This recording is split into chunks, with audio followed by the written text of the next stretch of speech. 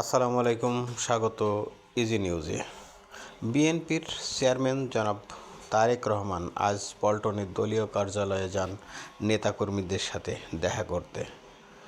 সেখানে নেতাকর্মীদেরকে সাধারণ মানুষের পাশে থাকার আহ্বান জানান।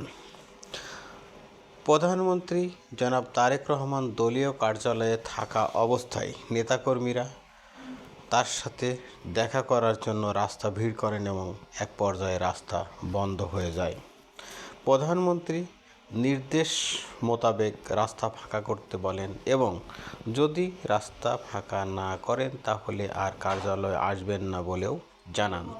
তখন নেতাকর্মীরা এই নির্দেশনা মেনে রাস্তা দিয়ে অ্যাম্বুলেন্স সহ প্রয়োজনীয় সব গাড়ি চলাচলের ব্যবস্থা করেন। ইরান, ইসরায়েল ও আমেরিকার যুদ্ধে বিশ্বব্যাপী যে জ্বালানি তেল সরবরাহ বিঘ্নিত হচ্ছে তার প্রতিফলন পড়তে শুরু করছে বিশ্বব্যাপী। বাংলাদেশ সহ বিশ্বের বিভিন্ন দেশে ইতিমধ্যেই এর প্রভাব শুরু হয়েছে। ফিলিপাইন এবং ভেনেজুয়েলায় জরুরি অবস্থা জারি করা হয় এবং ফিলিপাইনে এক সপ্তাহের জন্য অফিস বন্ধ করে দেন।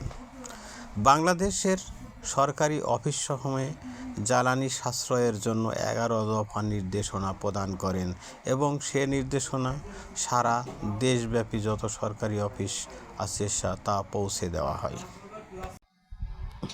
ইসরায়েলের কারখানায় ইরানের হামলায় বিপজ্জনক রাসায়নিক ছড়িয়ে পড়ার আশঙ্কা করছেন। ইসরায়েলের বিরশেনায় নিয়ত হনাব শিল্পাঞ্চলের ইরানের হামলায় বিপজ্জনক রাসায়নিক ছড়িয়ে পড়ার আশঙ্কা করছে কর্তৃপক্ষ। এক্ষেত্রে কর্তৃপক্ষ পাশাপাশি বসবাসকারী বাসিন্দাদেরকে বাড়ির ভিতরে থেকেই সতর্ক অবস্থান বজায় রাখার আহ্বান জানান। এই হামলায় একজন আহত হয়েছে বলেও কর্তৃপক্ষ জানিয়েছেন।